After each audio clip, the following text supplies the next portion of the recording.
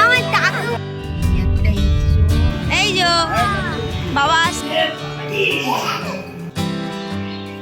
Hello everyone, কেমন আছেন আপনারা সবাই? আশা করি আপনারা সবাই ভালো আছেন এবং সুস্থ আছেন। আমার আরেকটি নতুন ব্লগে আপনাদের সবাইকে স্বাগত।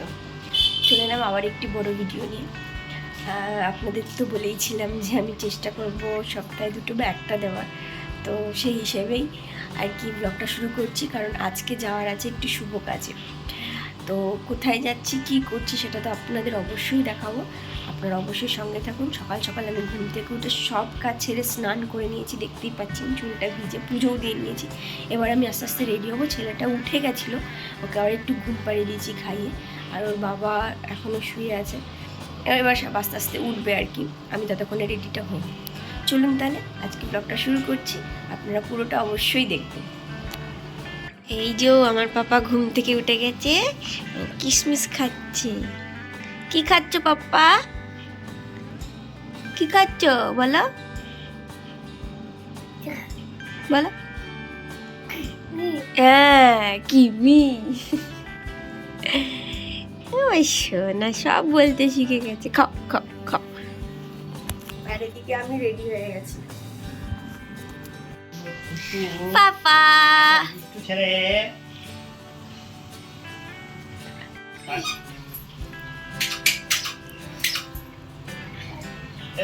এই যে আমরা সবাই মিলে রেডি হয়ে বেরিয়ে পড়েছি।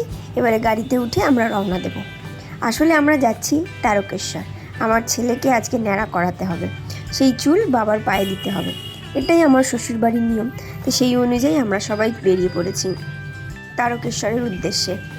আর রাস্তায় যেতে যেতে আমার ছেলেকে যে কত রকমের এটা ওটা বলে ভুলভাল কিছু বলে গাড়িতে যে রাখতে পেরেছি, সেটাই মানে একটা বড় ব্যাপার। মানে ওকে কোথাও গাড়িতে করে নিয়ে গেলে ও তো চুপচাপ বসেই না, প্রচণ্ড পরিমাণে দুষ্টুমি করে, এক জায়গায় একদম থাকতে চায় না। তো গাড়িতে উঠলেও ও একটা মানে বদ্ধ ফিল করে, যেটা মানে খুব চাপের হয়ে যায় আরও বাদবাকি লোকের জন্য। তবে যেহেতু আমরা বাড়ির লোক কয়েকজন ছিলাম, তো একবার আমি নিচ্ছিলাম, একবার মা বাবা মানে বাপি আর তার বাবাও একবার নিচ্ছিল, নিয়ে তাকে ভোলানোর চেষ্টা। আমি কয়েকটা খেলনা ব্যাগে করে নিয়ে গেছিলাম, তো সেগুলো দিয়ে ভোলানোর চেষ্টা।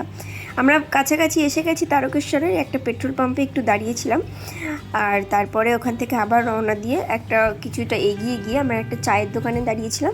সেখানে একটু চা খাবো বলে, কারণ সকালে তো কেউই কিছু খেয়ে বেরোয়নি, চাটাও সেরকমভাবে খাওয়া হয়নি। তো সেই জন্য এখানে দাঁড়িয়ে একটু চা খেয়ে নিয়ে তারপরে আমরা আবার মন্দিরের দিকে রওনা দেবো। এই যে দেখুন আমরা নিশ্চয়ই চিনতে পারছেন আমরা কোথায় এসেছি, তারকেশ্বর। তো কিছুদিন আগে ওর বাবা এসেছিল, মানে আমার হাজব্যান্ড এসেছিল, তবে ও এসেছিল পায়ে হেঁটে শাওড়াফুলি থেকে জল নিয়ে। সেসব গল্প করতে করতেই আমরা চলে এসেছি। আর কিছুটা রাস্তা বাকি ছিল, তখনই আমার ছেলে ঘুমিয়ে পড়েছিল। যাই হোক, এবার আস্তে আস্তে আমরা মন্দিরের দিকে এগোবো গাড়িটা পার্কিং করে। এবার আমরা সবাই মিলে গাড়ি থেকে বেরিয়ে পড়েছি, আস্তে আস্তে মন্দিরের দিকে এগোচ্ছি। তবে এখানে মানে মন্দিরে আস্তে আস্তে আমাদের একটা চেনাশোনা দাদার সাথে দেখা হয়ে গেছিলো। তো ও আমাদের কিছুক্ষণ আগে এসেই পুজোটা দিয়েছিল, তো ওর থেকে আমরা সব কিছু জেনে নিয়েছিলাম কী করবো না করবো। ওর তার সাথে সাথে ও একটা রুমও ভাড়া নিয়েছিল, সেই রুমটাই আমরাও ভাড়া নিয়ে নিয়েছিলাম। নিয়ে ওর থেকে সব কিছু জেনে নিয়ে আমরা মন্দিরের দিকে রওনা দিয়েছিলাম আমার ছেলেকে ন্যাড়া করানোর জন্য। আর তার আগে হোটেলে যে রুমটা আমরা ছিলাম, ছোট্ট একটা রুম, জাস্ট শুধুমাত্র জামা কাপড় চেঞ্জ করার জন্য আর একটু বিশ্রাম করার জন্য, ব্যাস, আর কিছু করার জন্য না। ওখানে আপনি মানে থাকতে পারবেন, ছোটো রুম তো বেশি জন থাকা যাবে না। তবে এই রুমগুলোই যখন শ্রাবণ মাসে এই রুমগুলো প্রচুর ভাড়া হয়, এই রুমগুলো মানে পাওয়া খুব চাপের হয়ে যায়। এই একটা রুমে প্রায় 7-8 জন থাকে, এরকম অবস্থা হয়ে যায় যখন শ্রাবণ মাস থাকে। তো যাই হোক, এখানে তো দাদু আর নাতি খেলা করছে। এবার আস্তে আস্তে আমরা মন্দিরের দিকে এগোবো, কারণ ওই যে ছেলেকে সবার ফার্স্টে ন্যাড়া করাতে হবে, বাবার মাথায় ঝুল।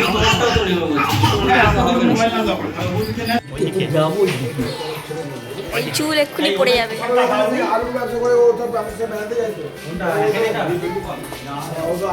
চলো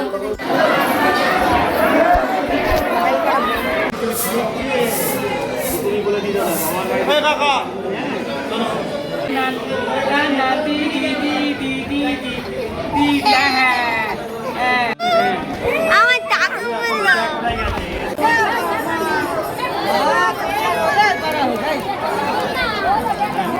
নেট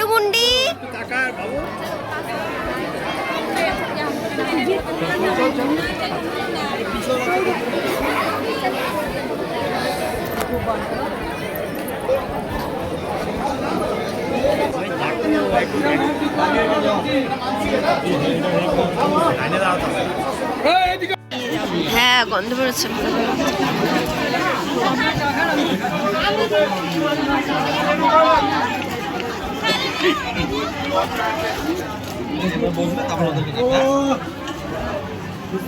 যখন ছেলের চুলটা কেটে দিচ্ছিল আমার খুব খারাপ লাগছিল, কিন্তু কিছু করার নেই, কাটতে তো হবেই, যেটা নিয়ম সেটা তো পালন করতেই হবে। মন্দিরের ভিতরের ভিডিও আমি একদমই করতে পারিনি, কারণ ওখানে রেস্ট্রিকশন ছিল। তাও আমি একবার চেষ্টা করেছিলাম, কিন্তু ওখানে যিনি পান্ডা ছিলেন তারা ওখান থেকে হাত দেখিয়েছেন, তো আমি সঙ্গে সঙ্গে ক্যামেরাটা অফ করে দিয়েছি। আমি আর এসব করার রিস্ক নিইনি। তবে মন্দিরের কাজ হয়ে যাওয়ার পর পুজো টুজো সব দিয়ে আমরা চলে এসেছিলাম হোটেলে। ওখানে বসে বসে ছেলেকে একটু খাইয়ে নিয়েছিলাম, তারপরে চলে গেছিলাম আমরা খেতে। ওখানেই পাশে একটা হোটেল ছিল যেখানে খাবার খুবই খারাপ ছিল, একদমই ভালো ছিল না খাবার। তাও খিদে পেটে যতটা আমরা পেরেছি একটু একটু করে খেয়েছি। তারপরে আমি বাড়ি এসে রাত্রে আবার রান্না করে, নিজে হাতে রান্না করে ভাত খেয়েছি। আর সেদিনটা আমাদের পুরো নিরামিষ ছিল।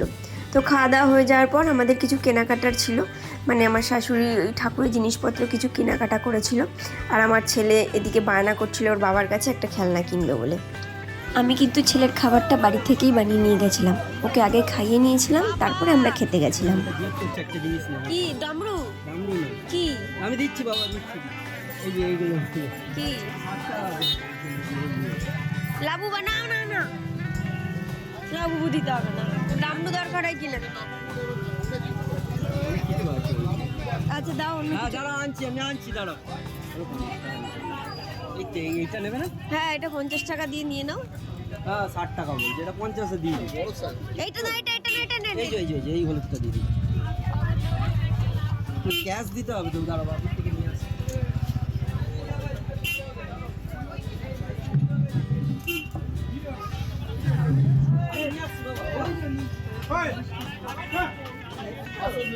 হ্যাঁ দাও, টাকাটা দাও। এটা নেবে তোমার জন্য নিয়েছি তো। দাও দাও দাও, আমাকে দাও, বাবার বাড়ি থেকে দাও।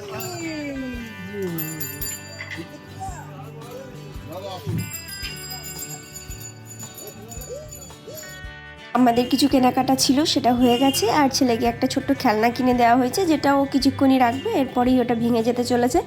যাই হোক, এবার আস্তে আস্তে আমরা বাড়ির দিকে এগোচ্ছি। আজকে মানে দিনটি ছিল রবিবার, যেহেতু ওর বাবার অন্য কোনো দিন ছুটি পাচ্ছিল না, রবিবারে যে ছুটিটা ছিল সেই ছুটিটা কাজে লাগিয়ে আমরা গেছিলাম। ভেবেছিলাম খুব একটা ভিড় হবে না, তবে রবিবারে এতটাই মারাত্মক ভিড় ছিল, আমরা অনেকক্ষণ লাইনে দাঁড়িয়ে তারপরে জল ঢালতে পেরেছি।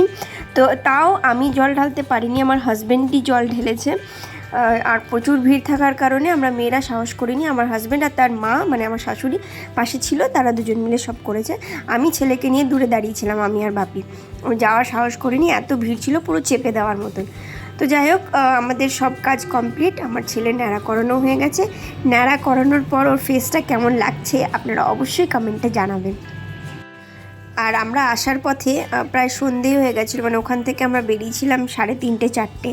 ওখান থেকে আসার পথে আমরা আর একটা জায়গায় জল ঢেলেছিলাম, মানে সেখানেও আমার হাজবেন্ডই জল ঢেলেছিল। আমি গাড়ি থেকে বেরোতে পারিনি, কারণ কি ছেলে আমার কোলে ঘুমিয়ে পড়েছিল। আমার হাজবেন্ড, শ্বশুর, শাশুড়ি এরা তিনজনেই গেছিলো কাশী বিশ্বনাথে জল ঢালতে। তো পুরো ফাঁকা ছিল, ওরা খুব ভালোভাবে জল ঢালতে পেরেছে। আর তারপর ওখান থেকে আমরা বেরিয়ে পড়েছি। আর প্রায় বাড়ি ঢুকতে 6টা বেজে গেছিলো, তাই জন্য আমরা এই একটা জায়গায় দাঁড়িয়ে একটু চা খেয়ে নিয়ে তারপরে বাড়ি ঢুকেছি। চলুন তাহলে আজকে ভিডিওটা এখানেই শেষ করছি। আবার আপনাদের সাথে দেখা হবে পরবর্তী একটি ব্লগে। আপনারা সবাই ভালো থাকবেন এবং সুস্থ থাকবেন। ধন্যবাদ। যা যা নেই চুল কই, হেয়ার কই? আমার আছে, আমার তো আছে। তোমার কই? ওইদিকে তোমার চুল কই? বাবা তোমার হেয়ার কই? কই বাবা তোমার চুল কই? তোমার চুল কই? নেবো তো, দাও দাও। তোমার চুল কই? ওইদিকে ওপরে না।